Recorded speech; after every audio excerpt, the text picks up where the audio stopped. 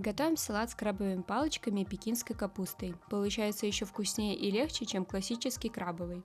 Для начала ставим отвариваться яйца 4 штуки, берем пекинскую капусту, отрезаем все ненужное для нас, но самую любимую часть нашего сушефа. Пока на фоне хрустят, мы пекинскую капусту шинкуем тонкими полосками и убираем в миску. Крабовые палочки, или как у меня крабовое мясо, нарезаем на кубики. Отправляем к капусте. Банку кукурузы открываем и выливаем всю жидкость, высыпаем в миску. Когда яйца сварятся, заливаем их холодной водой, и когда они остынут, очищаем от скорлупы и нарезаем на кубики. Добавляем майонез обязательно, также черный перец молотый и перемешиваем все. Накладываем себе что-то вроде маленькой порции и обязательно посыпаем зеленым луком для свежести.